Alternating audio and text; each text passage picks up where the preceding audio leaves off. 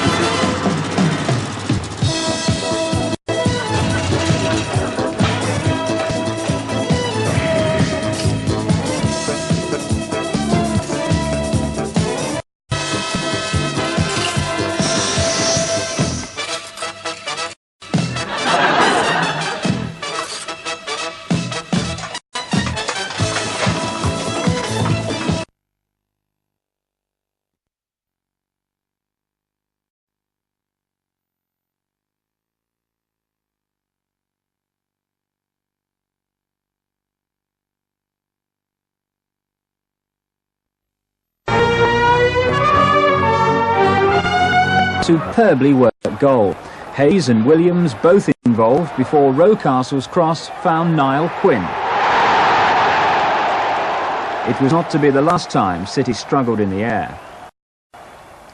City's reply was often more decorative than dangerous, although John Lukic had to save well from Simpson to preserve the Arsenal lead. But once Arsenal scored again with almost the last act of the first half, City's resistance faded. England fullback Viv Anderson, the scorer, with his third goal in 4 games. In the second half, Arsenal played with the poise and assurance of league leaders. Goal number 3 came after 54 minutes. Defender Tony Adams, who had an outstanding match, scoring with the header to confirm Arsenal's superiority over City and, currently at least, over the rest of the First Division.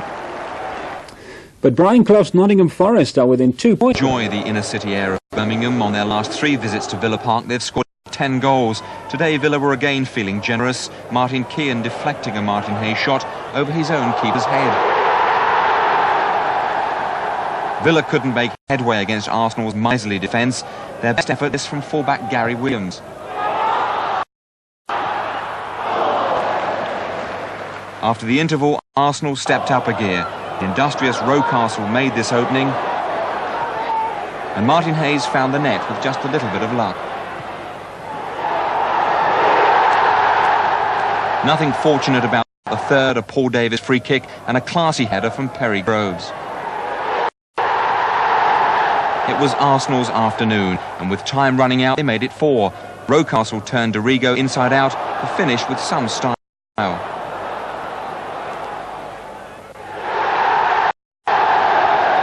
The league leaders will scarcely have an easier afternoon. It's now 12 games without defeat for Arsenal, who may now have convinced even their doubting manager they're championship contenders. The score, Villa 0, Arsenal 4. Clive Allen's. That's the one he wanted!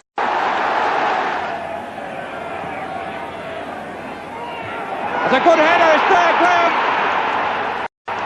Good evening. There's 100 years of that kind of stuff to celebrate tonight in a slightly different edition of Sports Night. The first half of the programme devoted to a tribute to Arsenal on their centenary. With the good times returning again, we look back on the Chapman era of the 30s and also on that double side of 70-71. And we bring the story up to date with the current Arsenal side, top of the First Division. George Graham insisting they're not yet good enough to win the title, maybe employing a little Brian Clough-type psychology. People like Brian Clough is a much cleverer man than I am. In psychology, no. The only thing is when you tell the truth in this game, people suspect you. The truth about that great Arsenal side is our main Sports Night feature tonight. Also an illustration of how the game has evolved. News of next week's big competition for First Division clubs, the Soccer Six. And we'll be reflecting on the drawn test in Perth, where at least England proved again they're in command of the series. And on the eve of the first European downhill of the season, Val d'Isère, the prospects for Britain's #1, Martin Bell.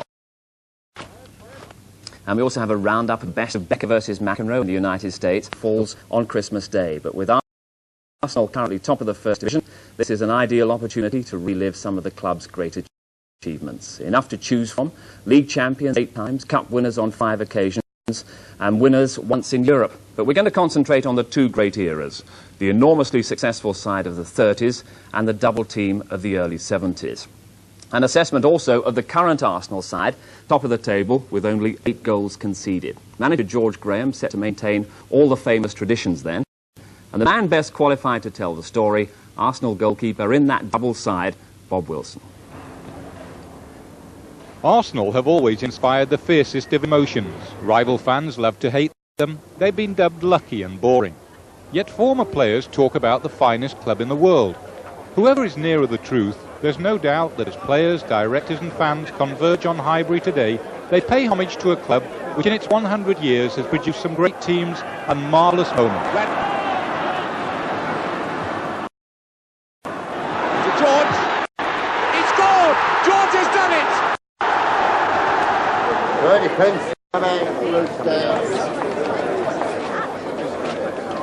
Took it to Lewis. This side left Trudeau out of goal and shot into the net. Arsenal were 1 up.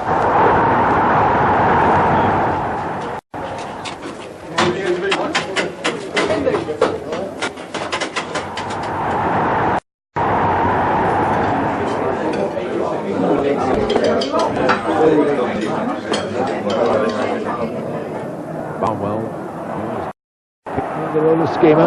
And a beautiful move by Baker. And a beautiful goal. Oh, that was really simply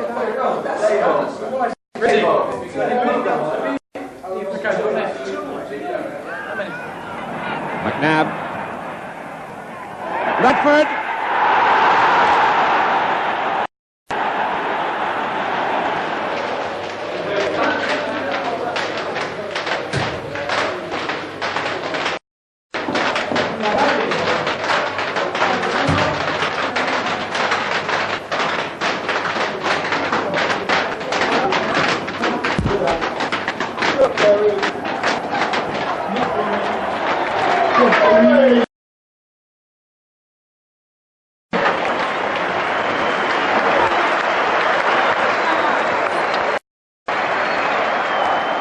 There's a minute left on the clock. Brady for Arsenal.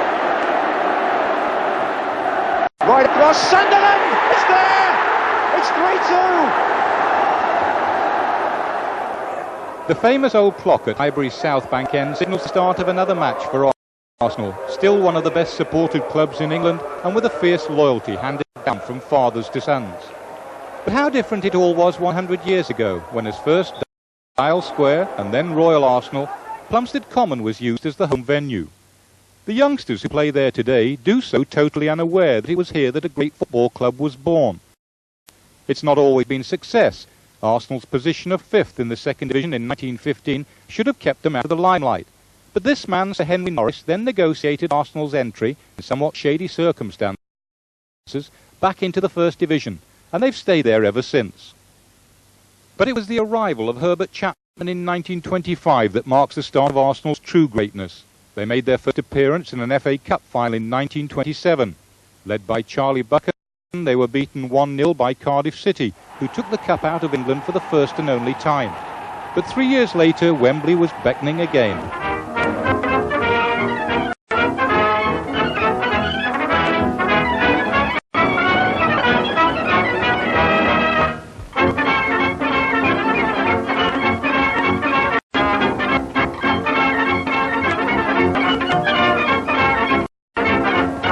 Arsenal's 1930 semi-final against Hull bears an uncanny similarity to what happened 41 years later in the double year against Stoke.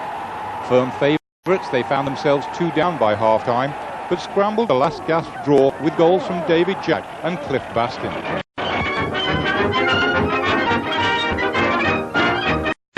As in 1971, the replay was at Villa Park, and a second-half goal by Jack was good enough to send Arsenal to Wembley for the second time in 4 years. Now the legend was really beginning to unfold.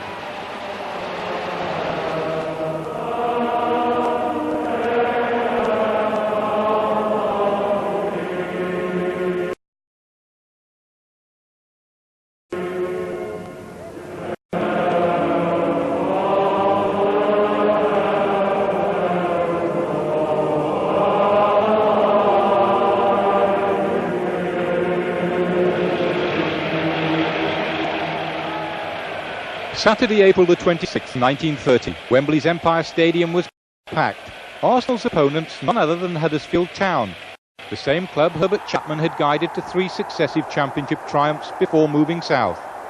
As Arsenal's Tom Parker and Huddersfield's Tom Wilson led out the teams for the first time side by side, few fans believed the Londoners could upset the dominant club of the age. But it was to be an afternoon of surprises.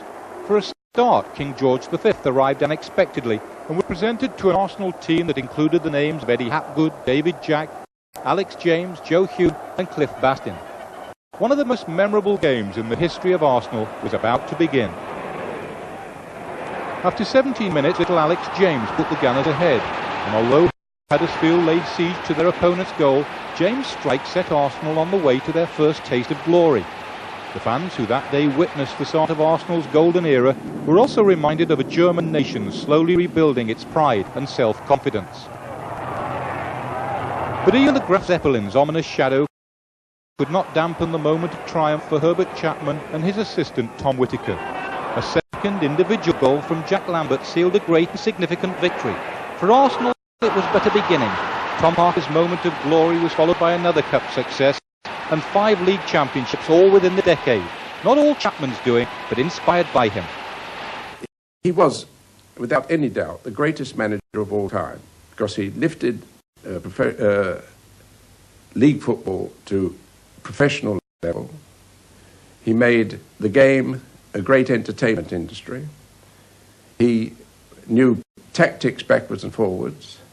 He got a great air for publicity.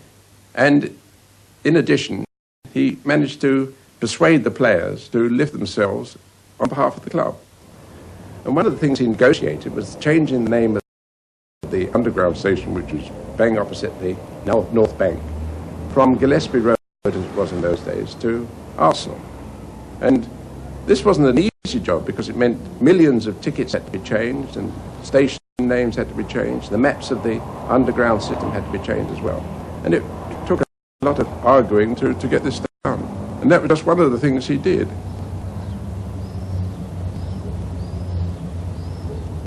Here's Mr. Herbert Chapman, the famous manager, with his lads at Highbury. And now I'm going to ask him to introduce them to you. Mr. Chapman? I must apologise this morning. I'm so husky I can scarcely speak. But my deputy, old Tom Whittaker, will perform. Now, Tom, do your stuff. All right. On my right, little boy Bastin. Plays outside left. Alec James, next. Wee Alec is called. Plays inside left. Jack Lambert, our smiling centre forward. Bob John, a Welsh international left half. Herbert Roberts, a tall centre half. Little Charlie Jones, another Welsh international. Frank Moss, our goalkeeper, Lancashire lad. David Jack, our inside right. Joe Hume, our flying outside right. And the popular captain, Tom Parker. He's not so old as he looks, by the way. La-di-da-di-da, la-di-da-di-da, all good pals and jolly good company. Hey! Amongst the players Chapman elevated to stardom in the early 30s was George Mayle. What did he feel were Chapman's greatest qualities? He was a great psychologist. He was able to do things which probably a lot of other managers, probably a lot of other players wouldn't have stood for. But he did it in such a way, such a quiet, softly spoken way, that nobody ever seemed to take offence at it. And of course he could add a little bit of steel to that, what shall I say, soft manner, by the things he actually said, which were quiet and to the point. In January 1934, after 2 championship triumphs and another cup final appearance, Herbert Chapman died. Pneumonia had claimed this visionary man whose greatness cannot just be measured in titles and triumphs. The standards he set have continued to live on at Highbury.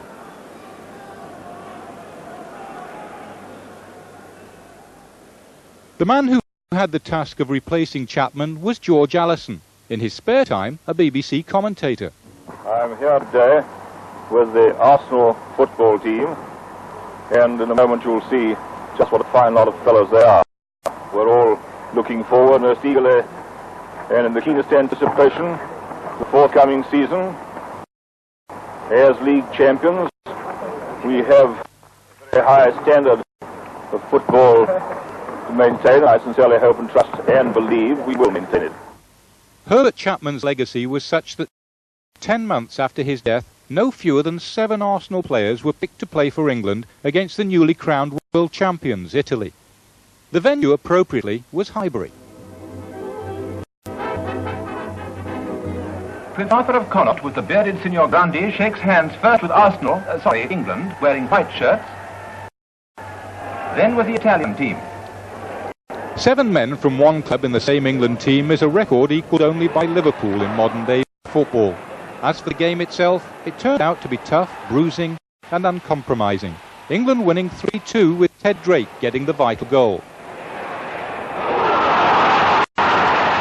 Drake, in fact, was one of several Arsenal men who suffered injury from that infamous international. He was also George Allison's first signing as manager. It was a bit of a shock to me, a shock to anybody. You know, I'm playing for Southampton in those days.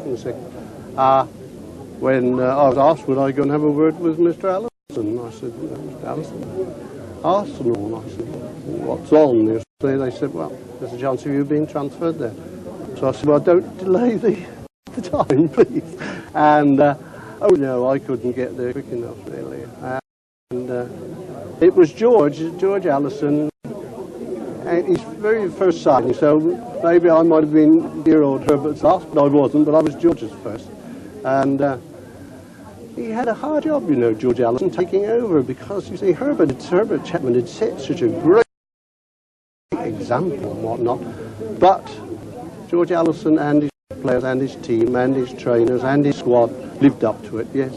If you look at his record, he did very well. So too did Ted, and his 7 goals in the 7-1 thrashing of Aston Villa in 1935 set a First Division record.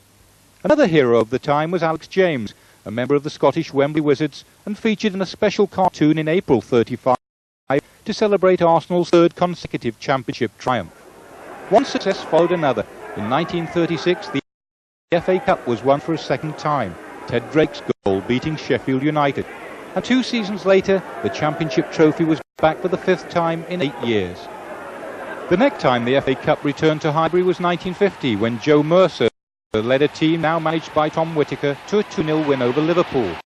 The championship, won 2 years earlier, was picked up again in 1953, Arsenal pipping Preston on goal average by the slenderest of margins, less than 1/10 of a goal. A barren 17 years followed before Bertie Mee, who took over from Billy Wright, brought new glories to Highbury. Mee created a side which for 6 years finished 1st or 2nd in a major competition. The European Fairs Cup was won in 1970, and then the following year the basis of that side, plus 2 or 3 talented youngsters, all played a part in what was very much a team effort in the club's greatest season. Story has moved to the inside right position, Armstrong in the middle. Edwards on his own.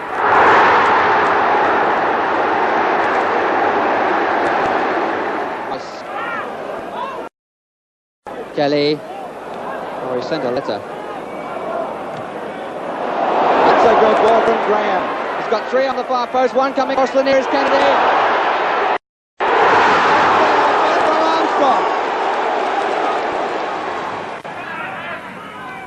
Can throw a long one too. Kelly.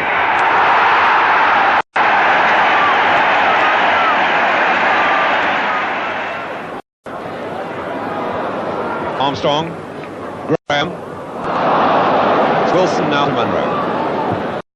Oof, the way it tells that story.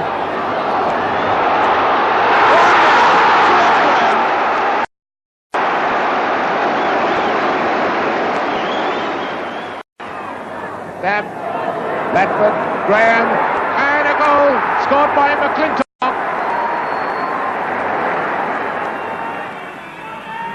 Armstrong, Redford. Yes, Kennedy!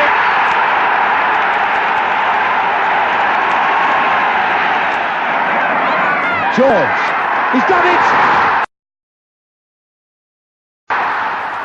The climax of Arsenal's championship challenge came at, of all places, Tottenham, where Kennedy's headed just 2 minutes from time, bringing the league trophy to Highbury for an 8th time. 5 days later at Wembley, Frank McClintock picked up the other half of the coveted double. A dramatic extra-time win over Liverpool, putting in the record books a bunch of lads who had total respect for each other's ability.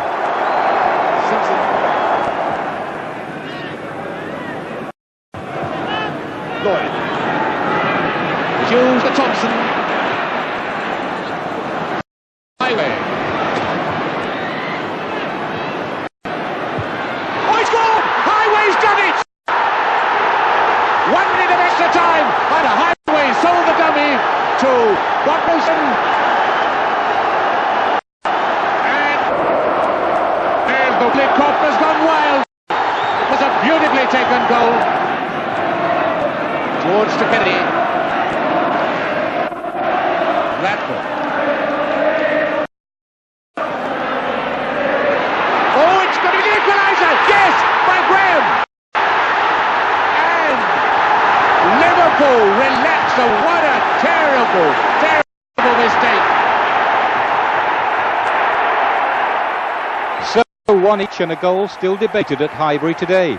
At the time it was thought George Graham got that final touch, but in fact it proved not to be so, and Eddie Kelly was officially credited with the equaliser.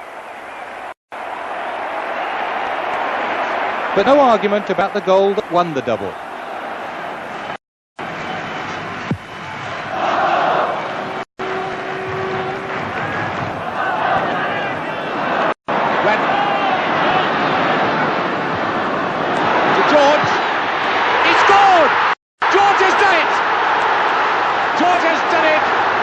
Tremendous shot.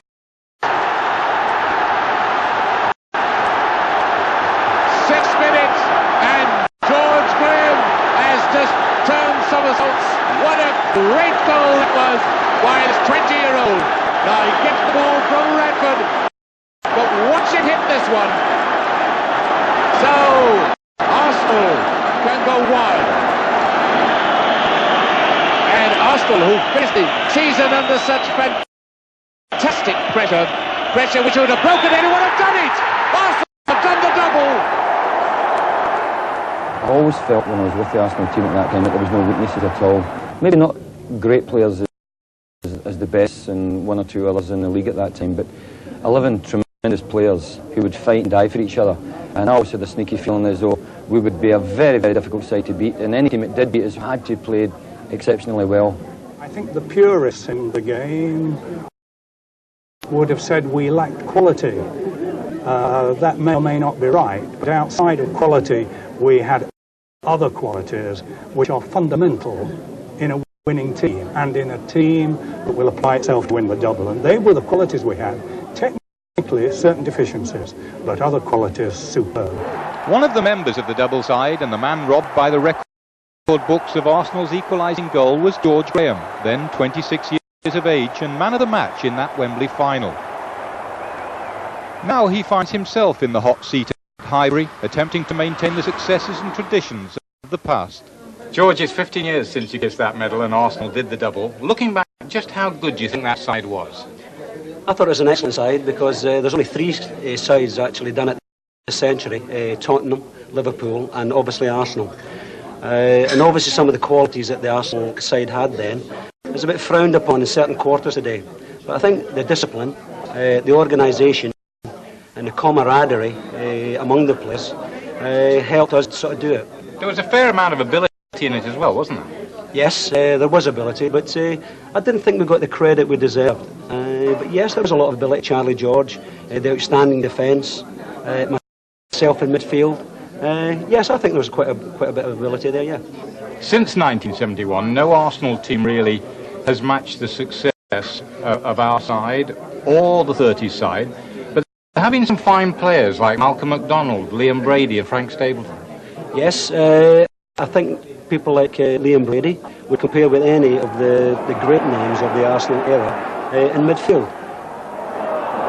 Oh, Brady won it beautifully. Look at that! Oh, look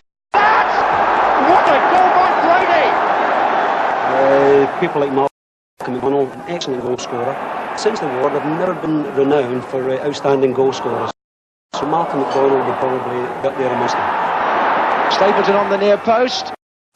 McDonald! Taking over the role of crowd pleaser in the current Arsenal team is Charlie Nicholas, but he's only part of a squad which George Graham has begun to mould into a winning combination that has brought a real buzz back to Highbury. The job's arrived.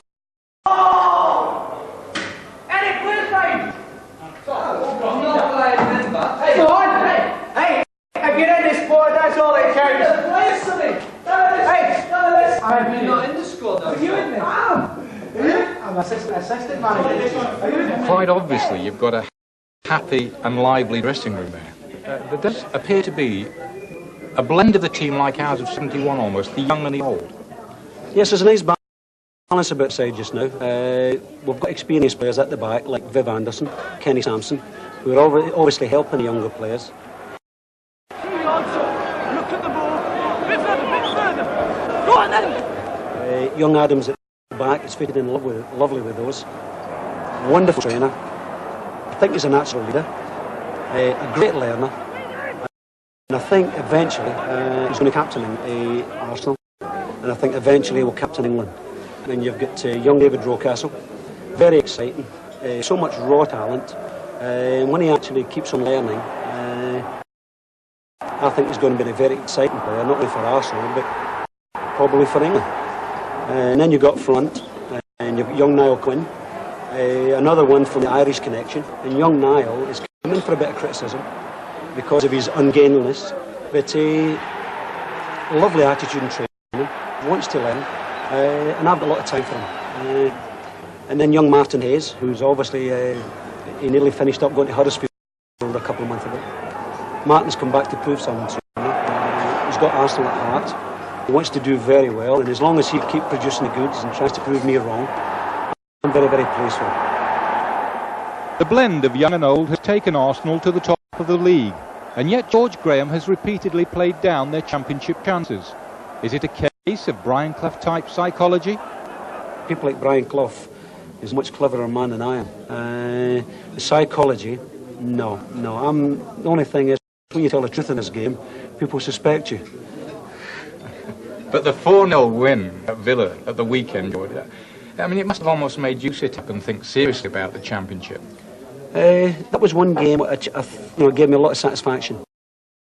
And we just played it the way I wanted to do it. We contained them, and we had the resilience when they were coming forward. And eventually I knew we'd get opportunities later on in the game. We proved the point, and if I could have written the script, I couldn't have done it any better. So here we are, celebrating 100 years of a great football club, a club you and I love dearly. What does it mean to you to be the Arsenal manager? Well, when I sort of went on the managerial ladder at Millwall, I thought, well, once I'm on the ladder, I've got to aim for the top. The top, as far as I'm concerned, is Arsenal. And when I look back and see the past managers, the great managers, Chapman, who was the manager of the first Arsenal team to win a major trophy, and then when he got it right, he passed on all his wealth and good team to George Allison, and then he won the championship. He then passed on to Whittaker, and that was a great side of the 30s. And then Bertie Mee took over the reins in the 70s, and you and I were both fortunate to play in the double team. That was another great time. And my dream and my ambition would to be actually to bring those times back here as a manager. And if I could emulate what they did in the 30s, I'd be a very, very happy person. A few dreams may be coming true now for George Graham.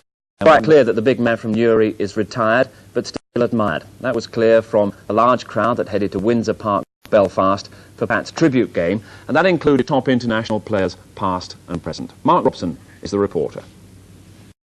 Pat Jennings has been involved in most of Northern Ireland's emotional occasions through the years. Tonight it was a very personal, emotional moment. The big man is simply a legend in Northern Ireland, and Pat's beloved home turf at Windsor Park was surrounded by 20,000 disciples paying homage to a man whose modesty and sincerity off the field are almost famous as the genius on it. Pat Jennings' international debut came at the Vet Field in Swansea in 1964, a debut shared by the other soccer immortal from Ulster, George Best. Jennings deserved a strong representation for the sports famous. He got it. The faces are enough. The reflexes of ordinary sportsmen are inclined to fade sometime in the 30s, but not Pat's. A packed Windsor Park didn't care too much what the score was, but I suppose most would have liked to see Pat keep a clean sheet, but even legends don't stop them all. Pat's profit from the match is expected to be in the region of £100,000. The game was simply the end of a week of celebrations. A cabaret Monday, a pro-am with another cabaret last night. Yes, the public of Northern Ireland have taken great pride in honouring a famous son. 119 caps, 43 clean sheets behind an often porous defence, and 1,098 first-class games over a 23-year period. Big Pat deserves the applause. What do you think of Pat Jennings then as a goalkeeper? Well, it's all been said about him. I think we all agree he's one of the greatest of all time. You know, if he'd have played for, let's say, a top world-class team, you know, he could have won everything in the game, really. I'm not saying it's a shame he played for Northern Ireland, because we're very proud of him. But you know, you could have put him in any team, in any era, and he'd still been one of the all-time greats. You shared a room with him, you said. So what's he like then as a human being to share with? Yeah, funny enough, you know, Pat's got the reputation of being a big, quiet lad, which he is most of the time. But once you get to know him, as I did, probably better than anyone in those years, he's got a tremendous, like most Irishmen, got a great sense of humour. And there wasn't much room left in the room for me, sharing it with Pat. But he's really, the thing about him I noticed was his sense of humour.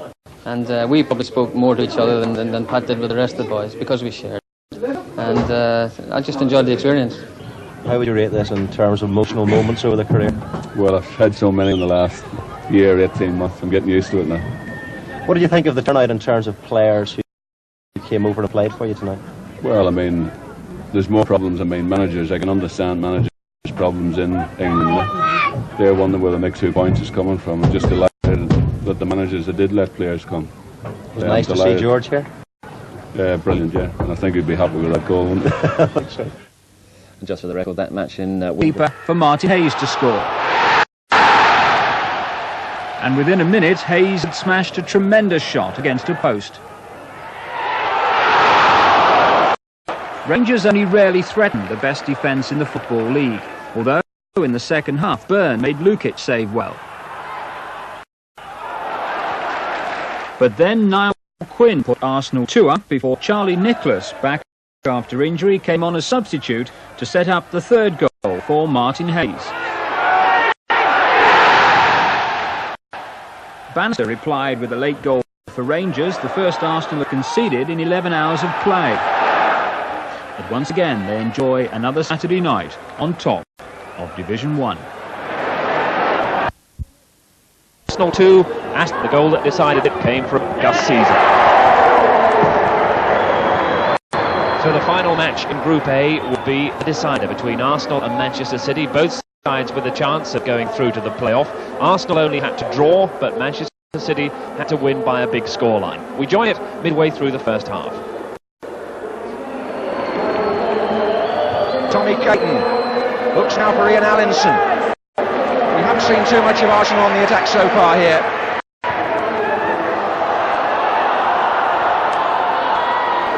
Barrett.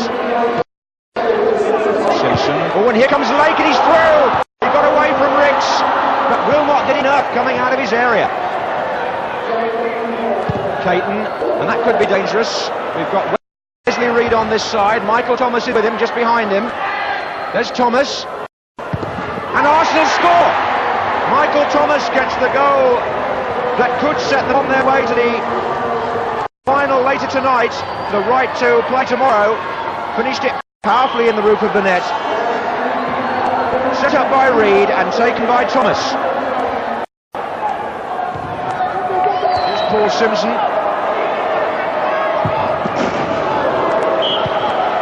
Corner's been given because Reece Wilmot were quickly there. So it'll be a corner to City. Simpson waiting to take it.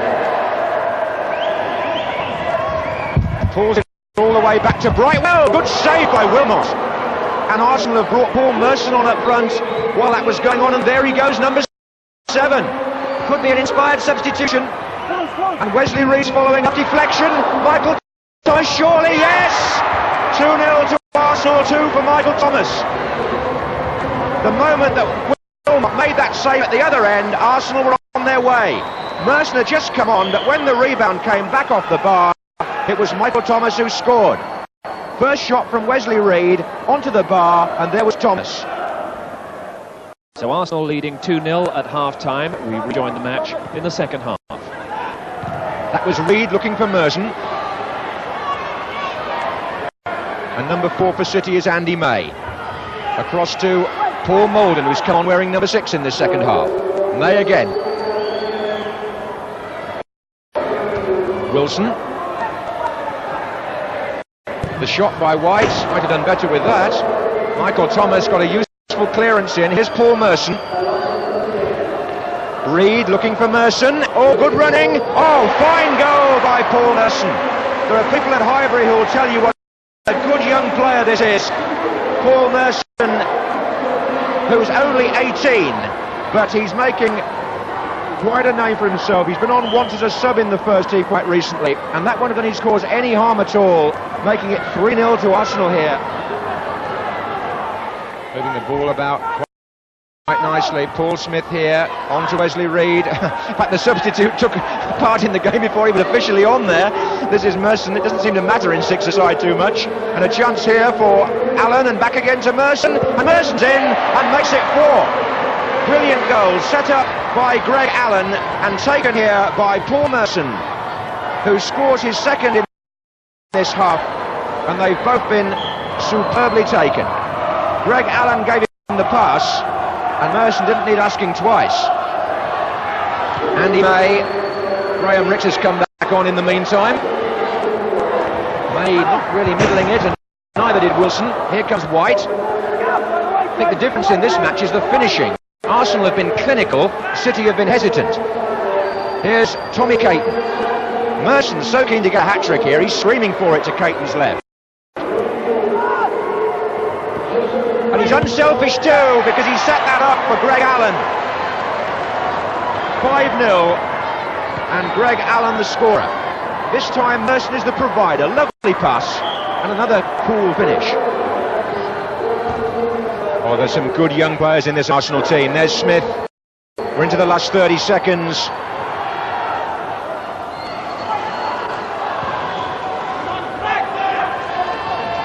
And here's Clive Wilson. Oh, and there's Brightwell with a chance. Good blocking again by Rhys Wilmot.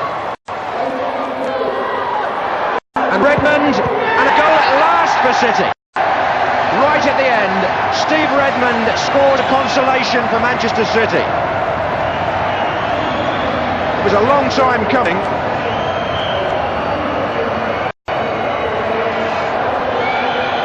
And that's how it finishes, with Arsenal through to tonight's playoff final with a very convincing victory. 5-1. Michael Thomas had a superb game and scored 2. And I should imagine that Rhys Wilmot will also get the congratulations of coach Terry Burton, because he kept Arsenal in it when it mattered in the first half, and they ran out comfortable winners with that final score taking them into the playoff final later on this evening. 5-1 to Arsenal, and good value they were. So it's Arsenal taking on Nottingham Forest in the playoff. Prize money of £10,000 at stake, plus the chance, of course, of further prize money for qualifying for tomorrow night's final stages. The Nottingham Forest lineup pretty much the same as that which put 9 goals past Newcastle in their final Group B game. The Arsenal squad, well, young and talented and clearly full of ability, as we've seen from young players like Paul Merson and Gus Caesar already this evening. Well, goalless in the first half, so we join it right at the start of the second half. 2 very evenly matched sides in the first half of this playoff. There were no goals, and everything hinging now on the next 7.5 minutes to see who goes through to tomorrow night's second phase. But here's Wesley Reed for Arsenal from the off. It was close. He had Paul Merson up with him.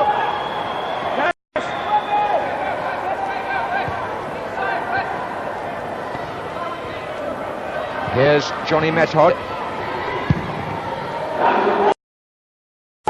Reed. Good Caesar to his right. Use of the shoulder there, said referee Mills.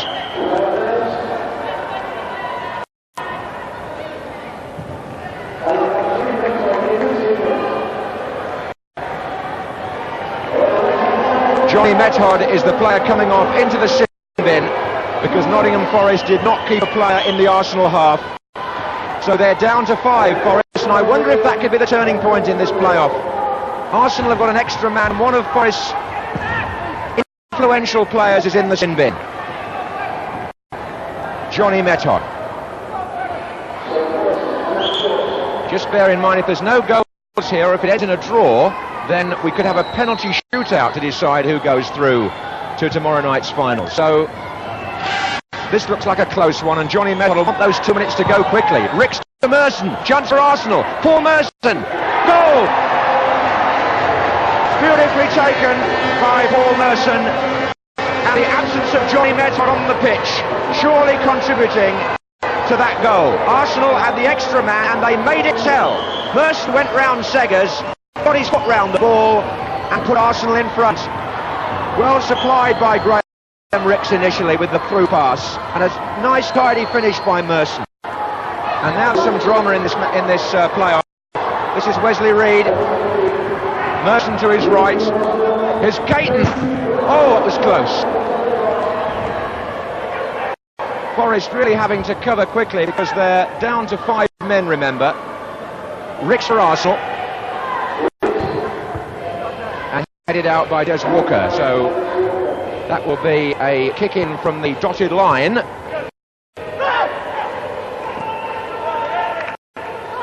Gus Caesar for Arsenal. Fairclough.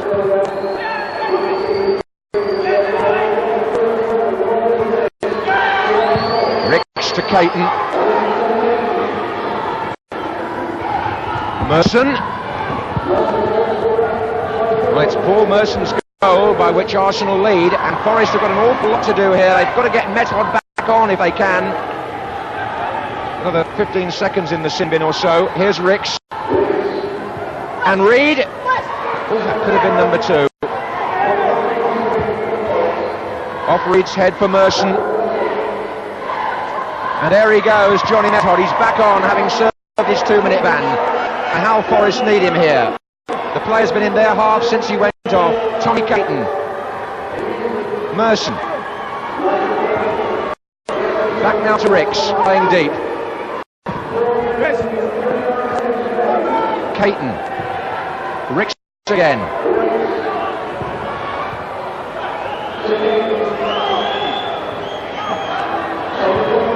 Caton to number 9, Reed.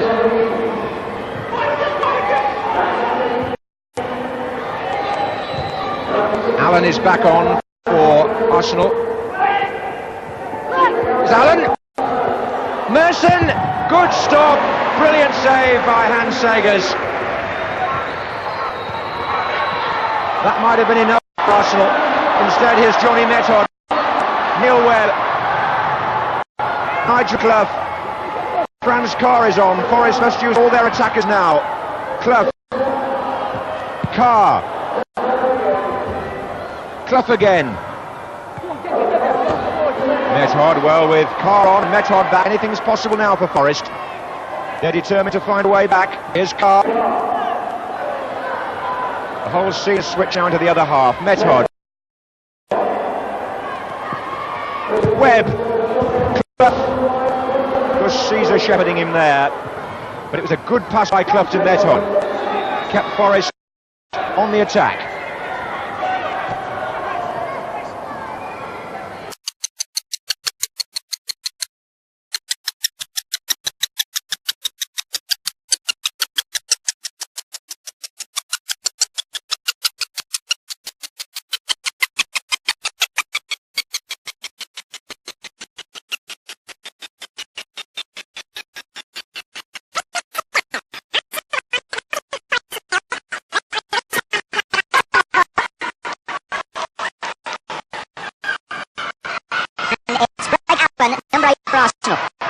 over on the far side, lurking dangerously. Coming inside, Des Walker! Saved by Seggers. Allen couldn't get the rebound in. Both teams have made a substitution while all that's happening. Stuart Pearce has come on for Nottingham Forest. Michael Thomas is back on for Arsenal. It's all happening here. And here's Johnny Method. Forest will have a chance here. It's Pearce. Caton to Thomas. Well, Arsenal have had two good opportunities to wrap this up with the second goal, and they haven't taken them, partly due to the goalkeeping of Hans Seggers, that's true. He's kept Forest in with a shout. Here's Paul Merson, though. And Merson for Arsenal, is his second, is it? No! Again! Seggers was there. 2 minutes left, and Arsenal don't seem to be able to apply the finishing touch here. This is Webb.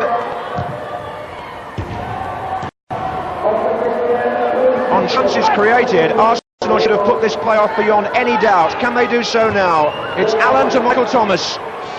Des Walker comes across, but there's Seggers again. Webb for Forest. Grant Carr. Method is forward. Still Carr.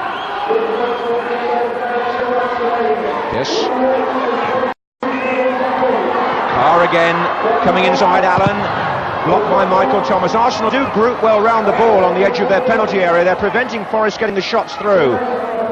There's still time though. Here's Pearce. Method. Pearce. Method again. Trying to get by Tommy Caton. Well, Forest may have scored 9 against Newcastle. They haven't got a goal here against Arsenal, and they're into the last minute. It's Arsenal leading 1-0, and here's Des Walker. Could we have a climax here now? Grant Carr. Method will pick up the rebound. What a challenge by Stuart Pearce. Who says that 6-a-side is just for fun? He almost broke the Arsenal player in half. And here's a chance for Allinson. Ian Allinson has put Arsenal into tomorrow night's finals. He slid that one in beautifully as Hans Seggers came off his line. That's the killer goal. Allinson got away. Look where Seggers was, and when the ball went underneath him, could do nothing about it. And Arsenal are, I would think, home and dry. 2-0 up, and in the last 30 seconds. Webb for Forest. Pearce. Certainly, on the way this playoff match has gone, Arsenal deserve the victory. For Caesar. Pursued by Pearce. Still Caesar. Allinson. Into the last 10 seconds. Well, there's nothing to prevent him doing that in the rules, but look where he is. Look where he is now, Hans Seggers. There's the hooter. And Arsenal's young side, coached by Terry Burton, come through this first night of the Soccer Six as the halfway champions, you could call them. They beat Nottingham Forest 2-0 in that playoff final.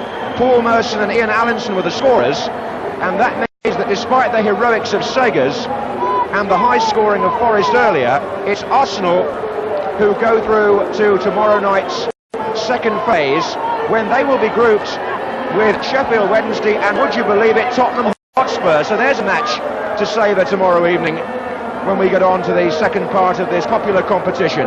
For tonight, though, it's Arsenal who go through, having beaten Forest 2-0 in the playoff.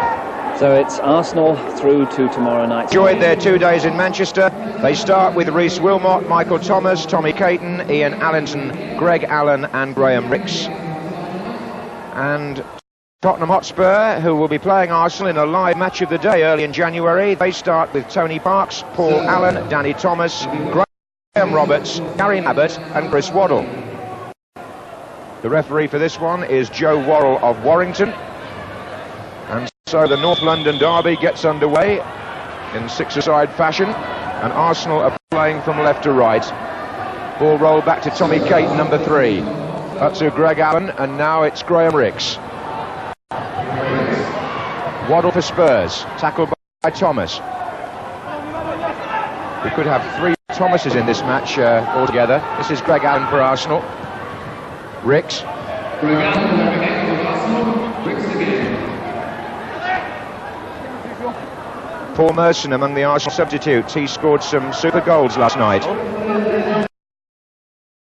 And Graham Rix in again to Michael Thomas. Allinson against the post, over the line, was it? Well, it certainly won't be now, because Greg Allen went to the shaded area to finish it off. So it's no goal. Still 0-0. Allinson was the unlucky player who shot hit both post and goalkeeper.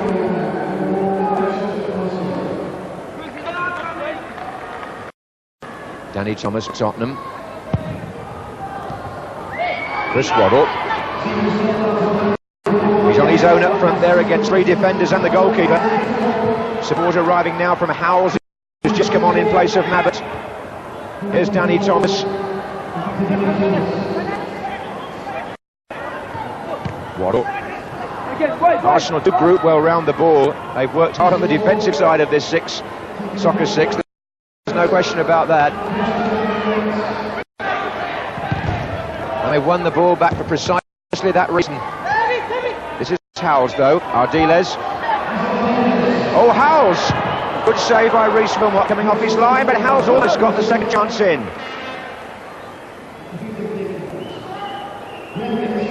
Still Arsenal 0, Tottenham 0.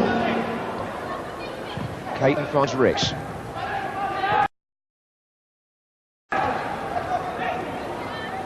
Michael Thomas. Allinson. Reed to his left. Still Allinson.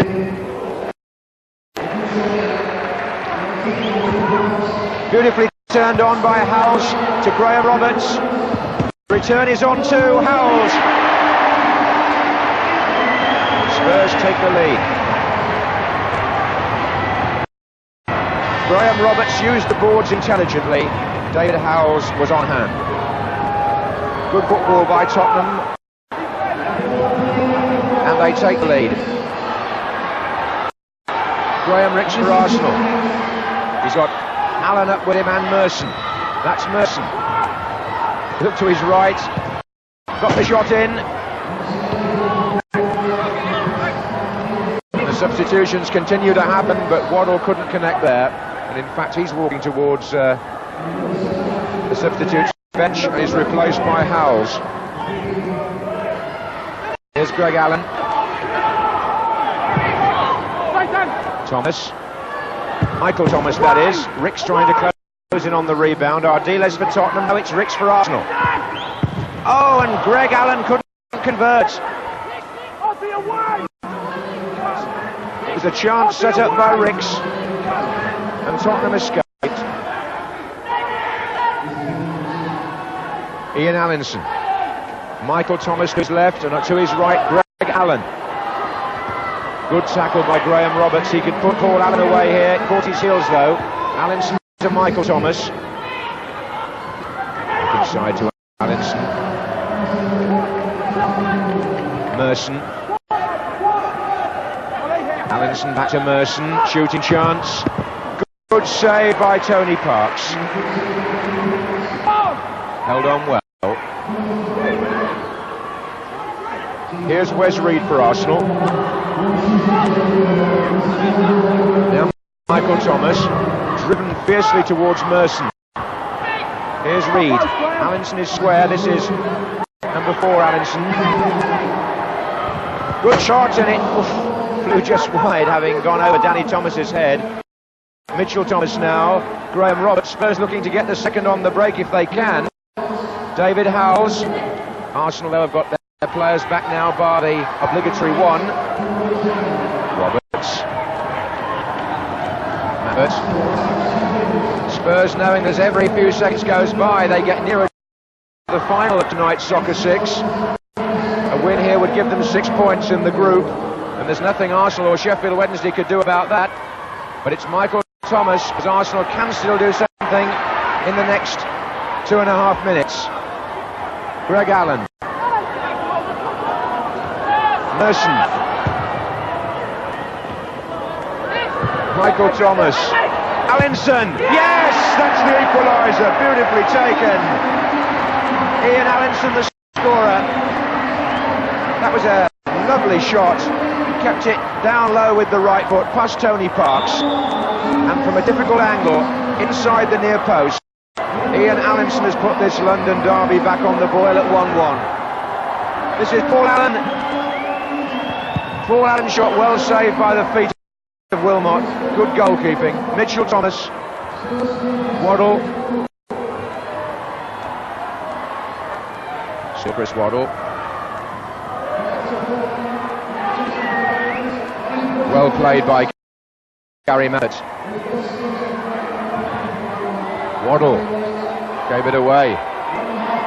Now are we going to see a dramatic finish here? A lovely ball by Ricks, magnificent ball, and Michael Thomas is through. He's round the goalkeeper. Caesar in the middle. Oh, was it a penalty? No, I thought I saw a defender in the goalkeeper's zone. Referee Joe Waddle said no. Here's Waddle for Tottenham at the other end, and he's been brought down by Rhys Wilmot. And Joe Waddle has another awkward decision to make. He could put the keeper in the sin bin for that should he choose. I don't think he's going to. It's a free kick to Tottenham. Rhys Wilmot has got away with it for a moment. Ardiles against Ricks.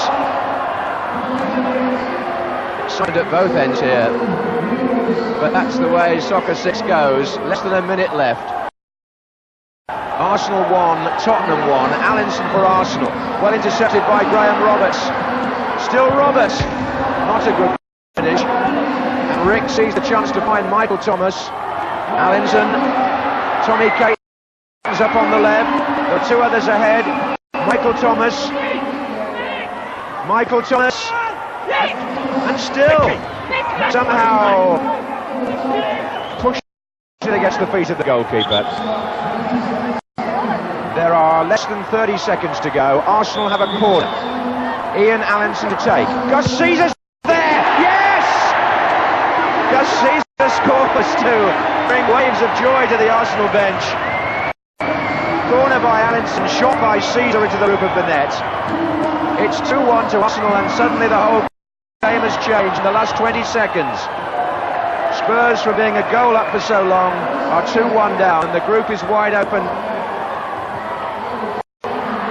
10 seconds. Could Arsenal yet score again? Michael Thomas. There may not be time. That was a good match and a fine turnaround by Arsenal. A goal down at half-time, equalising through Ian Allinson and getting a winner through Gus Caesar, which means that both Tottenham and Arsenal have 3 points in this group, and Arsenal still have Sheffield Wednesday to play and would therefore at this stage appear to be favourites perhaps to go through to the final later tonight. We shall see.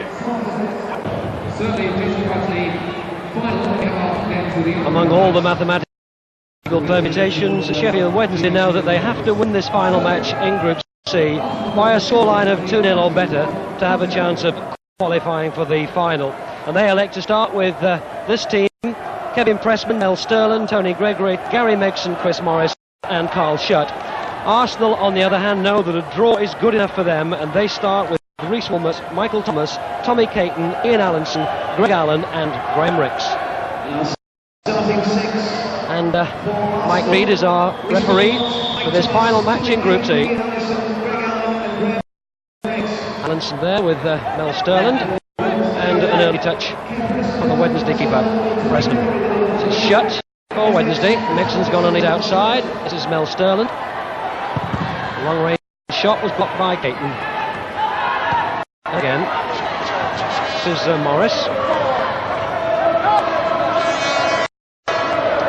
Still in possession, then will come back off the boards and safely gathered by Rhys Wilmot. Graham Ricks forward to Allen. Allen in support on the left. Caton. Ricks. Still Ricks. Good shot by Ricks. Testing the keeper in the first 20 seconds. Mel Sterland.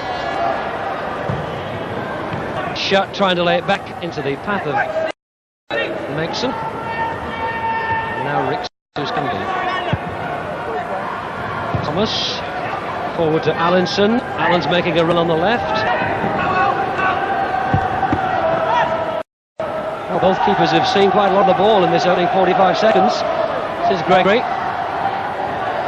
Sterling's gone on a run and taken the defender with him. Shut! Good stop by Wilmot. Owen. Michael Thomas to be very careful not to step into the goalkeeper's shaded area there. This is Ricks in a very deep position. Confident enough to play the ball out of his own penalty area. Forward to Allinson. Ricks arriving now in support. And that's a foul against Allinson. Quickly taken, shut. Gets it back, intercepted by Ricks, who's been in his own penalty area. Up in attack and back, so he's a busy man. Allen with Morris. Allen got possession and knocked it to a position where he hoped those lay out. Gregory. Cross to Megson. Megson for Wednesday. Carl Shutt. Morris. Shutt's gone on a run. This is Megson. Morris again. Tries to go around Reed. This will come over to Gregory. Back to Megson. Morris, Wednesday keeping possession. And this is Gregory. Megson. Shut. Back to Megson. And away by Thomas. Caton for Arsenal. Forward for Allinson, who's just got one man to beat, and it's Morris. Still Allinson. Tries to work an opening. Pressman saves. Gregory for Wednesday. Morris.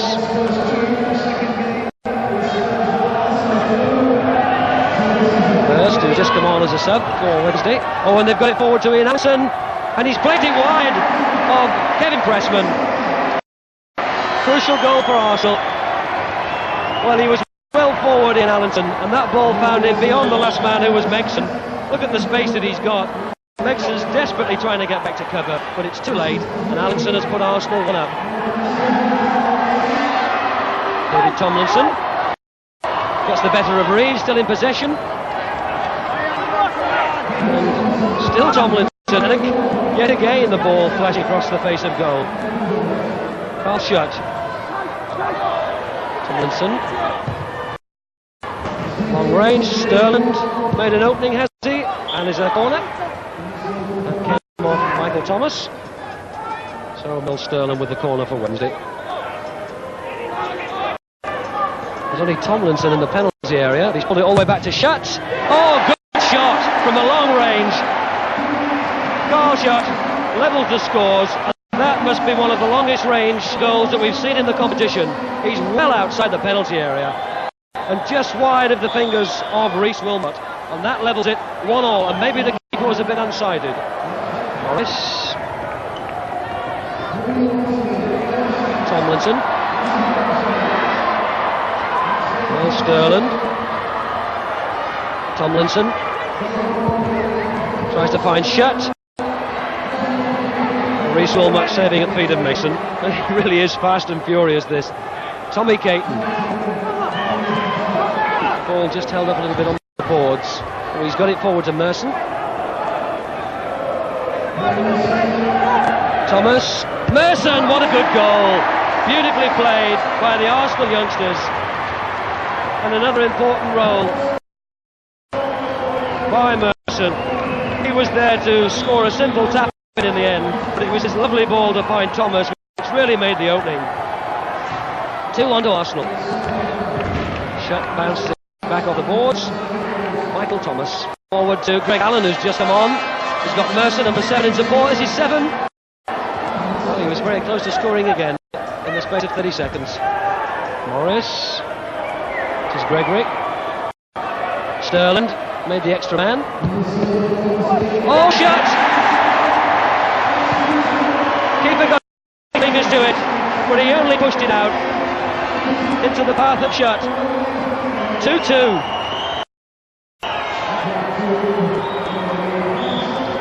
And you've got to be alert in the 6-a-side. A sniff for every opening.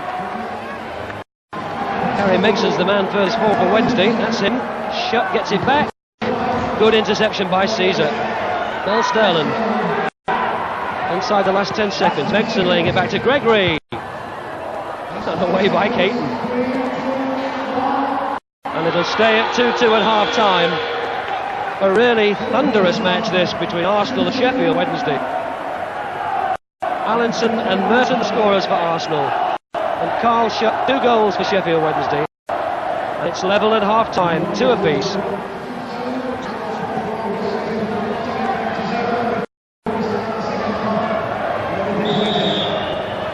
So Wednesday start the second half then, 2 apiece, knowing that they still need to score 2 more and deny Arsenal a goal.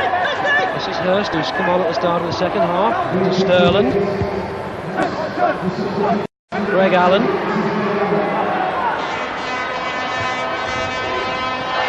Allinson. Another long-range effort. Thomas has to turn. Allinson, supported by Ricks. Allinson scored for some tight angles already. Gary Mixon. First, was he blocked by Caesar? No, play waved on. And that's Greg Allen. Well, the mathematics are fascinating in this match, but Wednesday know they've got to win it. Forward by Caesar, and intercepted by Gregory.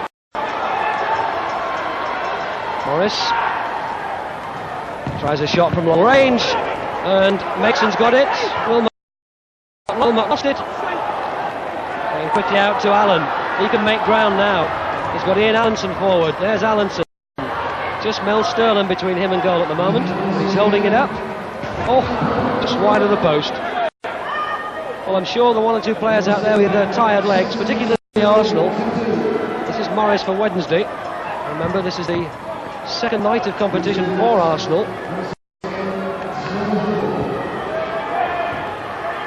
Greg Allen. Thomas. Allinson's free. Allinson, is this going to be 3-2? Off the boards, try again. Oh, that hit the defender. Now again. Well, he had 3 goes at that in Allinson. 1 off the boards, 1 off the defender, which he thought was handball. And then finally scoring at the 3rd attempt. Arsenal 3, Wednesday 2.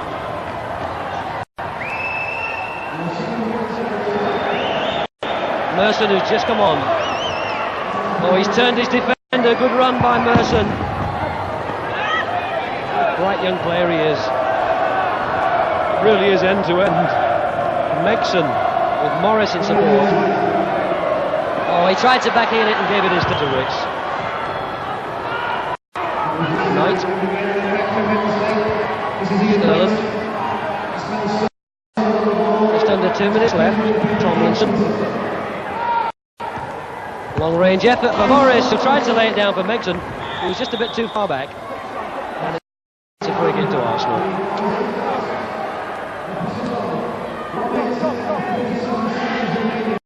Just under 2 minutes left. Still Arsenal ahead by 3 goals to 2 against Sheffield Wednesday. In a game, one of the best matches we've seen. Tommy Caton. Merson can turn and look at goal. Russell was out of his area. Still Merson. Caton will lay it back to Ricks. Graham Ricks. Caton. Ricks reads forward, so too is Merson. Ricks. Oh yes, Thomas! Michael Thomas makes it 4-2 to Arsenal. Surely now Arsenal, who've won this tournament once previously and been in the final on another occasion, are through to the final later tonight. They just need a win here against Wednesday, and 4-2 ahead with just over a minute left to play. Ricks. Oh, good ball forward. Define Reed has just come on. Merson, yes! Took it so well. Well, he only needs a sniff of goal, this youngster from Highbury. 18 years of age, who's had 1 first-team appearance as a sub, but he really is clinical around goal. That's 5-2 to Arsenal. Sterling, and with some 40 seconds left, it's really academic now for Sheffield Wednesday. Ricks. Tried to play it along the boards instead to Melstone. Gregory, that's Ian Hansen. Off down platform 7. Ricks. Merson. Has he got around his man yet again? He's got around Knight. This is Merson. The goals are open. He had to check back. And off the toe of Reed. Inside the last 10 seconds. And it's going to be Arsenal through to the final. As the hooter goes, an emphatic victory for Arsenal by 5 goals to 2. And what a player this man is. Paul Merson, who scored 2 goals, the 18-year-old Highbury youngster, a star to look forward to seeing in the future, and who knows, maybe later tonight in the final. Arsenal 5, Sheffield Wednesday 2, the final score. So Arsenal going through it, really. But just reacting to that, do you think George is right to underplay his team's potential at the moment? Well, I think it's exactly what he just said. I think he's being honest. I think he's looking at the ability of the side, considering it's a fairly young side, and saying, well, look, we're not championship material at the top. We might be at the top, but we're still not championship material. And I think he's doing that because, one, he's telling the truth, and the second thing is I think he's just trying to take pressure off them. Because, as you know, in London, if you start to get carried away with yourself, the newspaper people and the media jump on the bandwagon, and they build things up out of proportion, then all of a sudden there comes the big bang and everything goes down. And then everybody gets deflated and everybody gets disappointed. A little bit like the Man United thing last year when they win their first 10 games, and then all of a sudden, like, they just lost a lot of games and didn't win the championship. Like, you build people to let them down. And I think George is trying to avoid that. He's saying to everybody, now look, let's be realistic. Let's get kind of carried away. Let's keep things nice and steady. Well, let's talk about the 100 years of Arsenal. And the biggest mistake in those 100 years, I have to say, was turning me down when I was on trial a few years ago.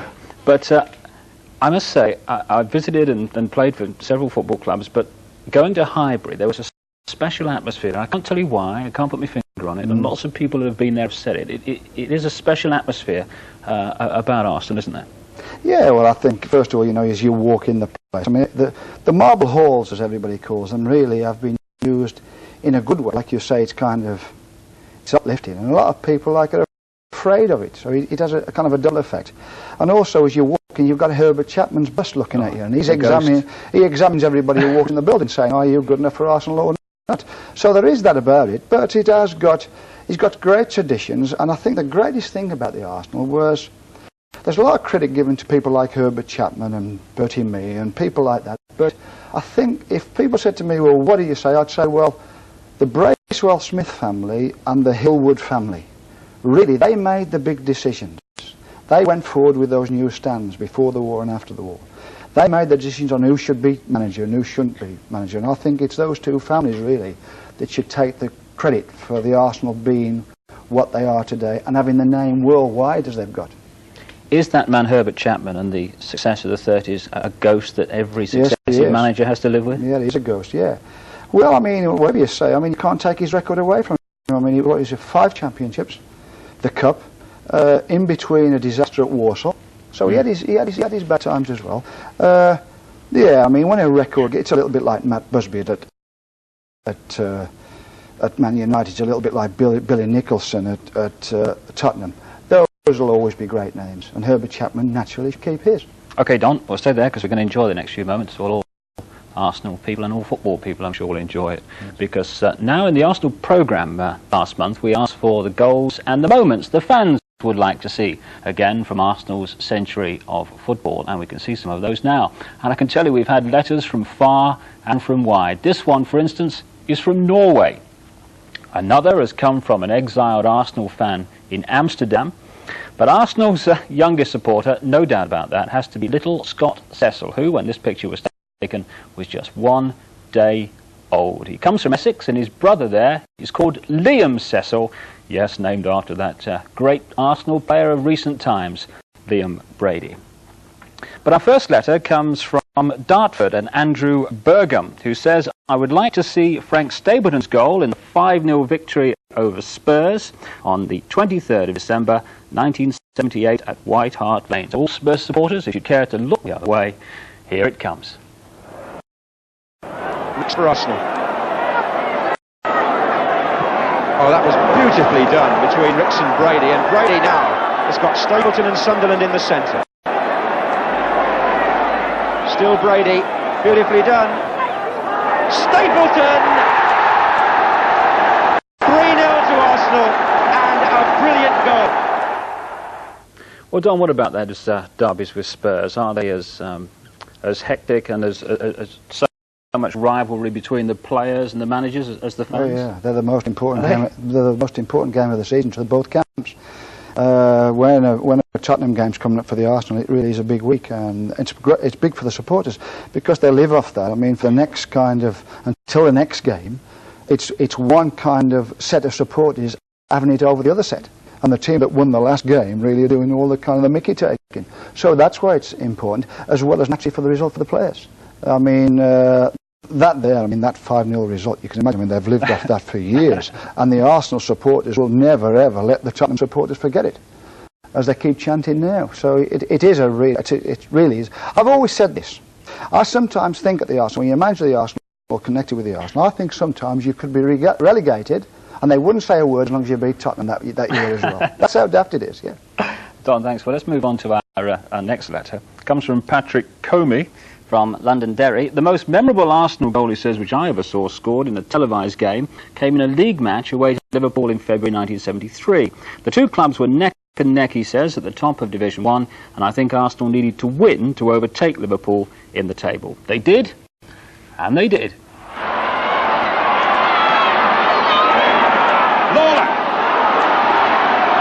Ball again. Armstrong. Kelly. Radford the target. And he's got it. They've got 2 against 1. Kennedy's there. And now he's by himself. Clemens right out. And that is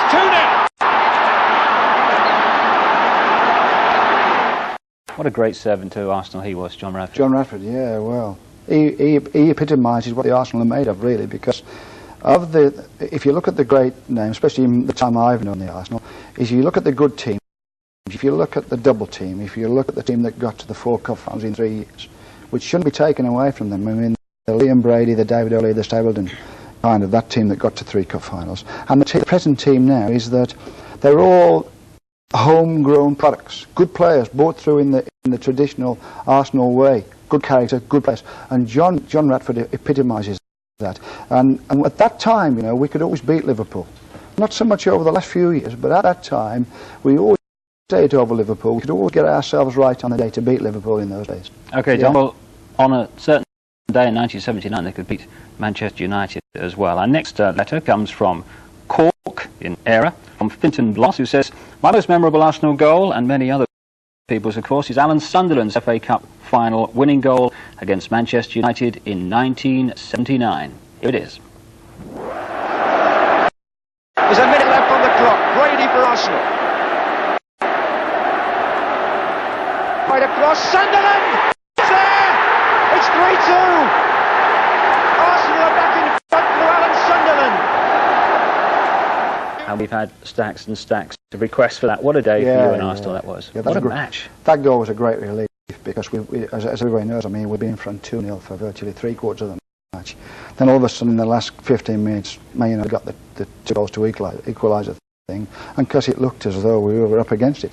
And there's 1 or 2 inches on the pitch at the time, to be honest. And then Graham Rix put that great cross in and pulled the goalkeeper off his line.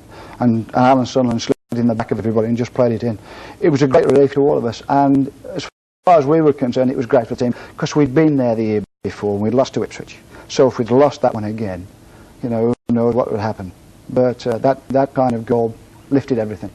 Let's now move to the present day, or very nearly the present day, courtesy of a card from Patsy Upson from Leigh-on-Sea in Essex. She says, my most memorable goal is Charlie Nicholas's first against Newcastle away on December 29th, 1984. Also, I was on the television, she said, when the cameras came into the crowd a few seconds later.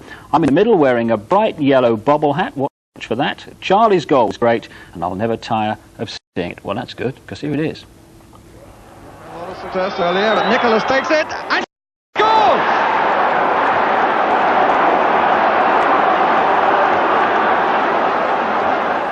Well, there she is, Patsy Upson of Leigh-on-Sea in Essex, her big moment on the telly. And another big moment because all those cards, who sent those requests, will get a copy of the Arsenal official centenary history, and it's very, very good book. Lots of pictures and lots of great memories and stories as well. Fine, the current Arsenal, we've come through the years. Don, what do you think are the chances of that side, many of which you left behind, of becoming champions? Very good indeed. I would go along with George. Perhaps this is too early yet. I think it's over the next few years. There's a coincidence about the Arsenal. As well as kind of bringing these young players through again, as they did in the double team and the 4 cup finals in the middle of the 70s, is that all the success for Arsenal has always come in general over the kind of the last part of 10 years. That means, say, in the kind of 67, 68, 69, we lost to Swindon, we lost to Leeds in the League Cup, and then we won the first cup, and then we won the double.